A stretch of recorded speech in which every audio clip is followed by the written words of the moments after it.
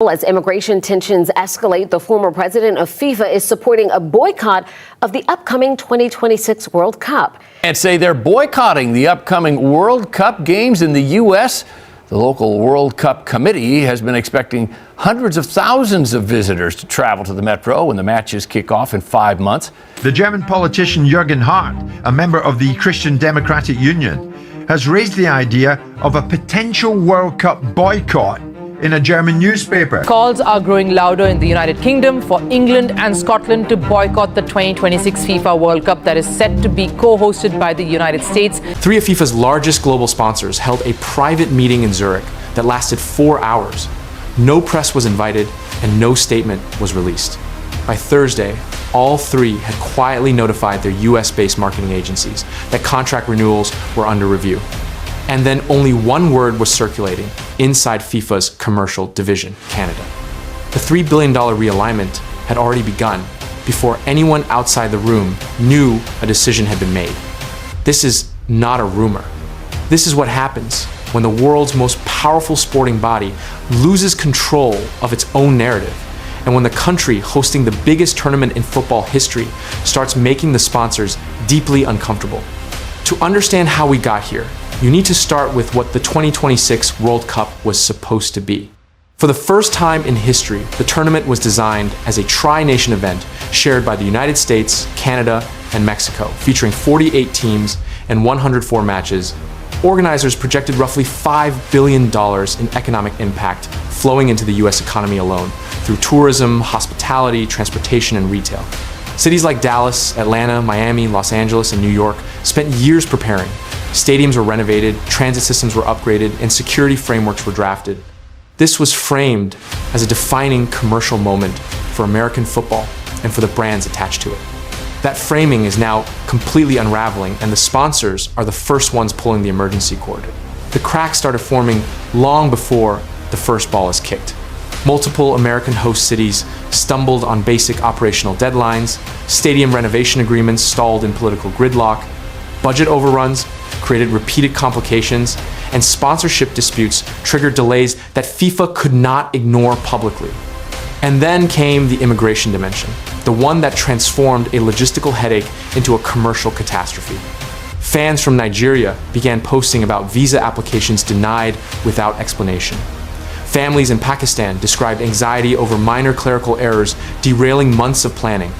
During preparations for the 2025 Club World Cup, members of Iran's delegation reportedly struggled to secure visas, with only 4 of 9 officials granted entry for the December 2025 draw. Incidents involving asylum seekers detained near MetLife Stadium during that tournament deepened anxieties about how visiting supporters might be treated in 2026. Personal accounts spread faster than official clarifications. And for global sponsors, whose brand equity depends on inclusion, openness, and celebration, that association started feeling toxic. The political context accelerated everything. Trump repeatedly raised the possibility of annexing Greenland, an autonomous territory of Denmark and a NATO ally, triggering diplomatic outrage across Europe. He proposed tariffs on goods from Denmark, Norway, Sweden, France, Germany, the United Kingdom, the Netherlands, and Finland.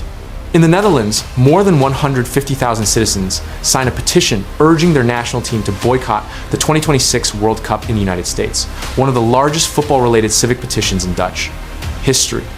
German CDU lawmaker Jürgen Hart publicly proposed that Germany seriously reconsider its participation. A survey of 1,000 Germans found that 47% would support a boycott if the United States were to annex Greenland.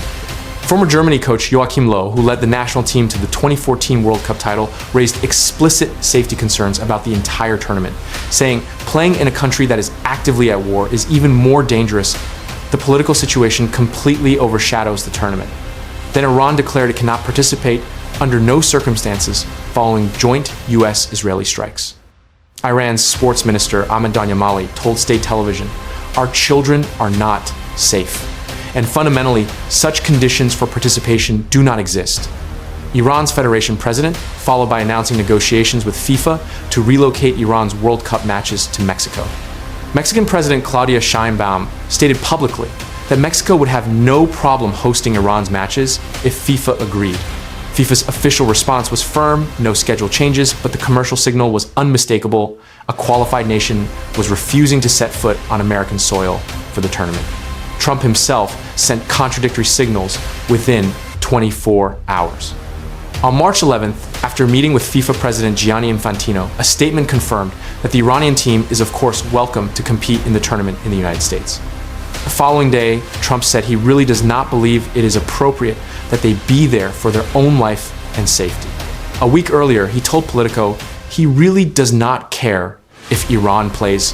For any brand paying hundreds of millions of dollars for association with this event, that sequence of statements is a commercial nightmare. Meanwhile, something entirely different has been unfolding in Canada. While American organizers kept promising that delays would be resolved, Canadian officials were delivering finished work that required no excuses. Toronto's BMO Field upgrades hit international standards ahead of schedule, and Vancouver transformed BC Place through renovations that earned direct praise from FIFA inspectors. Federal and provincial governments aligned with football administrators in a way that produced zero major conflicts and stable budgets across every Canadian venue. FIFA's own internal progress reports showed a stark two-column comparison, and Canada was winning every row. The match reallocation reflected that reality. Canada's share of World Cup matches surged, including premium knockout rounds that define tournament legacy. One semi-final previously earmarked for a major American market is now confirmed for Toronto. Billions of global viewers will watch one of football's most pivotal matches on Canadian soil. French lawmaker Eric Coquerel floated the idea of shifting hosting duties entirely to Canada and Mexico, cutting the United States out of the tournament altogether, a proposal that would have been unthinkable 2 years ago, and now circulates openly in European parliaments. The sponsors read all of this.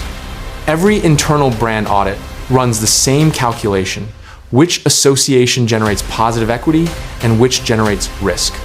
Canada passes every filter. It has no immigration enforcement controversy attached to its venues.